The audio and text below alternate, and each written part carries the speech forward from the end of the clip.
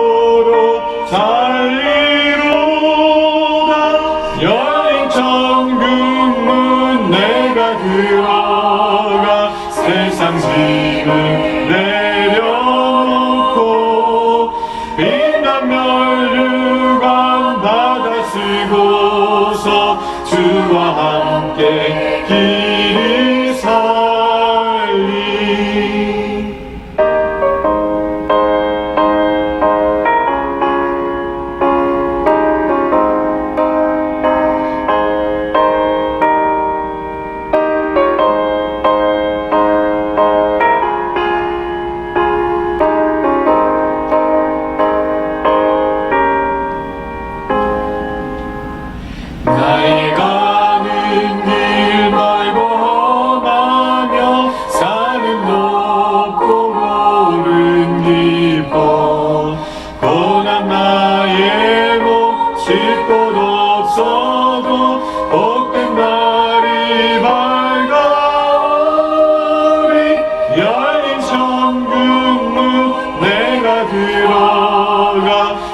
세상 짐을 내려놓고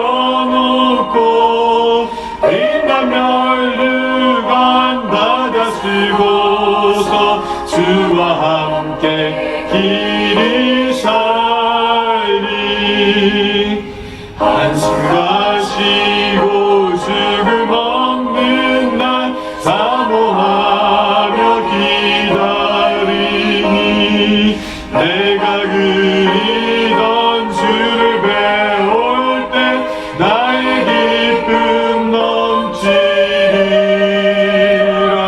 열린 천국문 내가 들어가 세상 짐을 내려놓고 빛난 면류관 받아 쓰고서 주와 함께 길이 살리.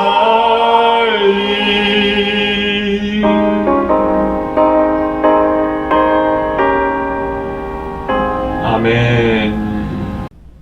네, 오늘 본문의 말씀은 로마서 16장 13절, 19절, 20절의 말씀입니다. 드디어 로마서의 마지막 부분이 되겠습니다. 13절, 19절, 20절만 같이 한번 읽어보겠습니다. 13절 제가 읽습니다. 주 안에서 택하심을 입은 루포와 그의 어머니에게 문안하라. 그의 어머니는 곧 내 어머니니라. 그리고 19절, 20절 읽겠습니다. 너희의 순종함이 모든 사람에게 들리는지라. 그러므로 내가 너희로 말미암아 기뻐하노니 너희가 선한데 지혜롭고 악한데 미련하기를 원하노라. 평강의 하나님께서 속히 사탄을 너희 발 아래에서 상하게 하시리라. 우리 주 예수 그리스도의 은혜가 너희에게 있을지어다. 아멘. 예, 오늘 대망의 그 로마서 마지막 시간입니다. 그동안 여러분이 로마서 가지고 일어서느라고 많이 수고하셨습니다. 이 로마서가 사실 쉬운 것이 아닌데, 그래서 깊이 공부하기 또한 어렵긴 하지만, 저는 여러분들에게 로마서를 이렇게 한눈에 볼 수 있도록 이렇게 개관해서 보여드리길 원했고요. 또 여러분들이 아마 이 일어서하는 기간 동안 로마서를 깊이 묵상하는 기회를 통해서 또한 그 로마서를 더욱더 자세하게 알게 되는 시간이 있었을 줄로 압니다. 그래서 오늘 본문의 말씀 전하기 전에 그 로마서 1장부터 마지막 장까지의 주제를 간단하게 좀 정리를 해서 마치 여러분들이 비행기를 타고 지나가면서 로마서를 한눈에 보는 것처럼 좀 이해할 수 있겠으면 좋겠고요. 또 이거 끝나고도 여러분들이 개인적으로 깊은 묵상을 통해서 이 로마서를 더욱더 자세하게 알아갔으면 좋겠습니다. 제가 말씀드렸지만 그 1장에서는 그 하나님의 진노 아래 있다라고 그렇게 말씀했습니다. 유대인들은 자기네들은 괜찮을 줄 알지만 사실은 이 모든 인류가 다 하나님의 진노 아래 있다라는 걸 말했고요. 이대인들, 특별히 2장에서는 유대인 너희들도 죄인이다라는 것에 대해서 말씀합니다. 그리고 3장에서는 믿어야지 하나님의 의가 주어진다. 그리고 4장 아브라함의 얘기를 듭니다. 아브라함을 봐라. 그가 믿었기 때문에 의롭다함을 받은 것이다. 그리고 5장 우리도 믿음으로 말미암아 의롭다함을 받는 것이다. 그리고 6장 그러니 이제는 죄에 대해서 죽고 하나님께 순종하라. 그리고 7장 인간은 죄 아래 팔린 사망의 몸이 된 존재이다. 그리고 8장 중요합니다. 생명의 성령의 법이 하나님의 사랑으로 너를 구하였다. 그리고 9장 이삭을 봐라. 이삭은 믿음으로 난 자가 약속의 자녀가 되는 것을 보여주는 것이다. 10장 또 중요해요. 이제는 그러니까 너가 마음으로 믿고 입으로 시인하여 구원을 받으라. 우리는 이것을 외적 순교적 고백, 내적 확신이라고 이야기했습니다.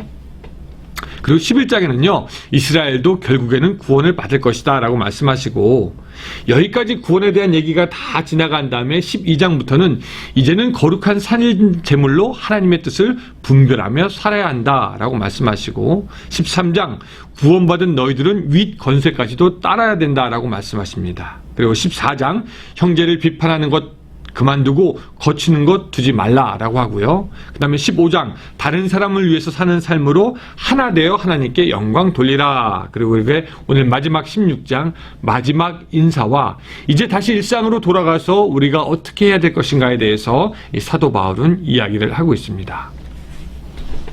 이 로마서의 마지막을 기록하면서 이 사도 바울은 여러 명의 성도들에게 문안을 하는 것을 우리가 볼 수가 있습니다. 그 중에 어떤 사람은 우리가 잘 아는 사람이기도 합니다. 베베라든지 브리스가와 아굴라라든지 유니아라든지 이런 사람들은 우리가 한 번쯤 들어봤던 그런 사람입니다. 근데 어디서 들은 것 같지만 잘 생각나지 않는 사람이 누구냐면은 13절에 루포와 그의 어머니입니다. 아마 아는 분도 있겠지만 이 본문의 이해를 돕기 위해서 조금 더 다루고 가도록 하겠습니다.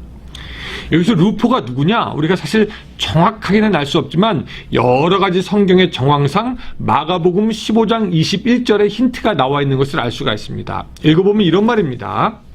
마침 알렉산더와 루포의 아버지인 구레네 사람 시몬이 시골로부터 와서 지나가는데 그들이 그를 억지로 같이 가게 하여 예수의 십자가를 지우고, 그런 말씀이 나옵니다. 그러니까 이 루포의 어머니는 구레네 사람 시몬의 아내가 되는 셈입니다. 그래서 이 모든 일들을 재구성하여 보면 이렇습니다. 당시에 구레네 사람 시몬이 예루살렘에 여행객으로 순례객으로 왔다가 억지로 예수님의 십자가를 지게 되었고 그 일로 인해서 그는 예수님을 믿게 됩니다. 근데 그는 거기서 멈추지 않고 자신의 집으로 돌아가서 자신의 가정의 아들들과 아내에게 믿음을 전하고요. 시몬과 그의 아내 그리고 두 아들들은 초기 기독교에 많은 영향을 미치게 되고, 특별히 오늘 본문을 보면은 이 시몬의 아내 또 루포의 어머니는 이 사도 바울에게 굉장히 많은 영향을 끼쳤던 것 같습니다. 이 루포의 어머니가 결코 바울을 낳아준 친어머니는 아닙니다. 혈연으로 법적으로 그 여인은 바울과는 아무런 상관이 없습니다. 그럼에도 불구하고 바울은 루포의 어머니를 자기의 어머니로 고백합니다. 자신을 낳아준 친어머니가 아닌데 바울이 루포의 어머니를 내 어머니라고 불렀던 것, 그 이유가 무엇이었을까요? 그것은 루포의 어머니가 바울을 친자식처럼 대했을 것입니다. 루포의 어머니가 바울을 어떻게 대했는지 성경은 말씀하지 않지만, 그러나 문맥을 통해서 상상해 보면은 바울을 위해서 많이 기도해 주었을 것이고요. 바울이 낙심되었을 때 사랑의 마음으로 용기와 소망과 격려를 주었을 것이고, 또 어쩌면 이 사도 바울이 넉넉하지 못한 상태였을 때 물질적인 필요를 채웠을지도 모릅니다. 이 분명한 것은 그렇게 이 루포의 어머니는 그 사도 바울과는 남다른 관계라서 사도 바울에게 많은 도움과 사랑을 베풀었던 사람이다라고 우리가 이해할 수가 있겠습니다. 그래서 사실 그 위대한 사도 바울도 혼자 설 수 있었던 것이 아니다라는 것을 우리가 다시 한번 확인하게 됩니다. 처음 앞을 못 보았을 때 그를 보게 해주었던 아나니아부터 시작해서 어머니처럼 바울을 돌보고 양육하고 지원해 주었던 루포의 어머니가 있었던 것입니다. 어쩌면은 그 여인은 지금 이름도 알 수 없고 무엇을 정확하게 했는지도 알 수 없는 여성이지만 이 하나님의 나라에서 큰 역할을 했던 그녀다라고 우리가 이해할 수가 있습니다. 그러니까 이 사도 바울이 특별히 감사를 표하는 것입니다. 사도 바울이 앞서 15장에서 말한 바 복음이 자기의 구원으로만 끝나지 않고 다른 사람을 비롯한 성도 전체로 흘러들어서 서로 돌아보아 한마음이 되어서 하나님을 찬양해야 된다는 로마서의 전체 맥락과도 같은 말이 되겠습니다. 사랑하는 성도 여러분, 이제 믿음의 연륜이 있고 또 인생의 연륜도 있고 또 신앙으로 어려운 세월들을 이겨내신 그 여러분들이 이제는 주위에 보다 젊은 사람들에게 다가가서 그 사람들을 믿음으로 세워주는 멘토의 역할을 해야 한다라고 생각합니다. 하나님께서 우리에게 바울의 사명을 감당해라 라고 말씀하시진 않을 수도 있겠지만, 어쩌면 바울을 주위에서 도왔던 그 어머니처럼 되어라 라고 부탁하실 수는 있겠습니다. 믿음의 대를 세워가고 믿음의 자손들을 만들어가고 또 다음 세대 가정뿐만 아니라 교회와 지역사회에서 하나님의 사람들을, 다음 세대의 사람들을 세우는 그 노력과 그 헌신들이 오늘 우리에게 더욱더 필요한 줄로 믿습니다. 우리의 믿음은 일회용이 아닙니다. 대를 이어 내려가야 하고 또 하나님의 사람들을 루포의 어머니가 세워갔던 것처럼 우리도 세워가야 하는 줄로 믿습니다. 그들로 하여금 하나님을 할 수 있게 우리가 당부하고 부탁하고 하나님의 나라의 역사가 계속해서 그렇게 일어나야 될 줄로 믿습니다. 오늘 여러분들의 시각이, 여러분들의 눈이 더 커졌으면 좋겠습니다. 그냥 나의 구원, 가정의 구원에만 머무르는 것이 아니라 이제는 하나님의 나라를 위해서 일할 수 있는 다음 세대들을 일으키는 것이 오늘 우리의 또한 사명이 되어야 하는 줄로 믿습니다. 젊은 사람들이 나에게 오지 않는데요. 그게 아니라 우리가 가야 합니다. 우리가 그들에게 가야 되고 우리가 그들에게 접근해서 하나님의 나라의 역사가 끊어지지 않도록 우리가 계속해서 전수해야 할 필요가 있다라는 것이죠. 그리고 두 번째, 오늘 본문 이 바울의 마지막 인사 가운데 바울의 당부를 조금 더 살펴보려고 합니다. 19절 후반부입니다. 19절 후반부만 제가 읽어보면 이렇습니다. 너희가 선한데 지혜롭고 악한데 미련하기를 원하노라. 선한 데는 지혜롭고 악한 데는 미련하라 라는 그런 부분이 되겠습니다. 여러분, 그 지혜로운 사람과 미련한 사람의 차이가 어디 있습니까? 이 생각의 차이가 아니겠습니까? 지혜로운 사람은 생각하는데 미련한 사람은 생각하지 않습니다. 사도 바울은 이 마지막에 당부하면서 우리가 선한 일에 지혜로운 사람이 되라 했던 것은 선한 일에 대해서 더욱더 많이 생각하라는 것 같아요. 좀 더 생각합시다. 어떤 일을, 어떤 선한 일을 어떻게 더 많이 할 것인가? 무엇이 과연 선한 것인가? 그렇게 분별하면서 계속 선한 것이고, 반면에 악한 일은 미련한 사람처럼 생각도 하지 말고 관심도 하지 말고 그냥 뚝 끊으라. 그렇게 우리에게 말씀하고 있는 것입니다. 악한 일은 보지도 말라는 것이죠. 그거에 대해서는 미련한 사람이 되라는 것입니다. 하지만 이 많은 사람들이 악한 일에는 빠르고 머리가 잘 돌아가서 더 악한 일을 더 많이 하려고 생각하고요. 그것을 즐기려고 생각합니다. 하지만 선한 일은 뚝 끊어버리고 생각하지 않는 경우가 많고 그저 감정적으로, 즉흥적으로 일을 처리하려고 하는 것을 우리가 볼 수가 있습니다. 예전에 연방교도소에서 일하는 목사님을 만난 적이 있는데 그분이 이런 말씀을 하시더라고요. 교도소에 온 사람들이 이렇게 머리 좋은 사람이 없습니다 라고 하는 겁니다. 목사님 무슨 말이에요? 물어보니까 이 연방교도소에는 주로 정치에 대한 것 또한 돈에 대해서 범죄를 지은 사람이 주로 오게 되는데 이 사람들이 머리가 너무너무 좋다라는 겁니다. 교육도 너무너무 잘 받았대요. 하지만 그 좋은 머리로 악한 거에 대해서만 생각하다가 악한 거에 대해서만 지혜롭다가 결국은 그것으로 인해서 범죄자가 되는 경우가 있다. 그 말입니다. 그럼 오늘 여러분들은 어떤 것을 생각합니까? 여러분 어제도 무엇인가를 생각했을 것이고 오늘도 무엇인가를 생각했을 텐데 여러분들은 선한 일에 대해서 생각하셨습니까? 아니면 악한 일에 대해서 생각하셨습니까? 오늘 하루 살아가면서 여러분 선한 데에 지혜롭고 악한 데에는 미련할 수 있는 그런 믿음이 있으시기를 바랍니다. 하나님의 진노 아래 있다고 이 로마서를 시작한 바울은 믿음으로 구원을 받아야 합니다. 구원을 받은 사람은 다르게 살아야 합니다. 한 마음이 되어 하나님의 영광을 돌려야 합니다. 그렇게 큰 꿈을 말했습니다. 이것을 다 말하고 오늘 이 마지막 부분에 우리의 평범한 일상으로 돌아와서 이제는 선한 일에는 지혜롭게 사십시오. 이제는 악한 일에는 미련하게 사십시오. 라고 하면서 아주 실제적인 조언을 우리에게 알려주는 것입니다. 그리고 선한 일에 지혜롭게 악한 일에 미련하게 산 결과 이 로마서를 통해서 이 로마가 어떤 변화가 일어나냐면요.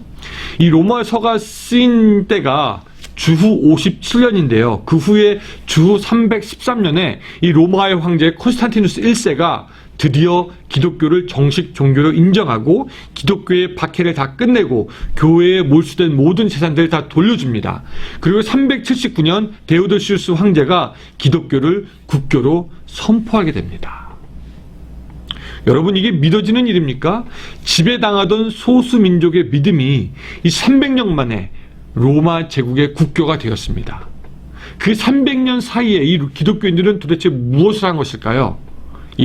믿음으로 구원받고 하나님의 뜻을 분별하고 심지어는 원수보다 더 악한 로마 제국의 윗건세도 순종하고 형제 비판을 삼가고 서로를 위해서 하나 되었습니다. 그리고 매일의 삶 가운데서 선한 일에는 지혜롭게, 악한 일은 미련하게, 또 그 다음날 선한 일은 지혜롭게, 악한 일은 미련하게, 또 다음날 선한 일에 대해서 생각하지만 악한 일에 대해서는 끊는 그런 하루가 되었던 것입니다. 여러분, 오늘 하루 어떻게 살기 원하십니까?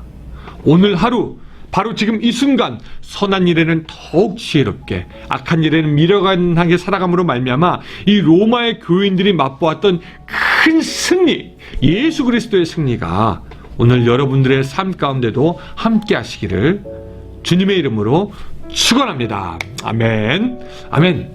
내일부터는 또 이제 고린도 전후서로 만나겠고요. 또 이제 30분 동안 기도하면서 하나님께 나아가겠습니다. 같이 기도합니다. 하나님, 오늘 로마서를 통해서 사도 바울의 꿈과 또한 실제적인 조언과 가르침을 우리가 들었습니다.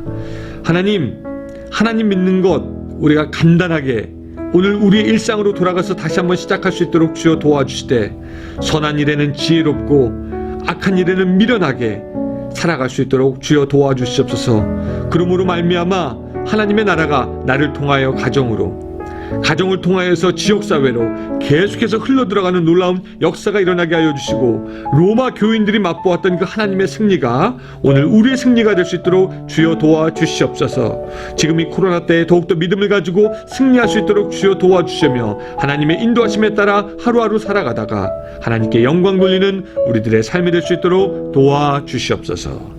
예수님의 이름으로 기도드리옵나이다. 아멘.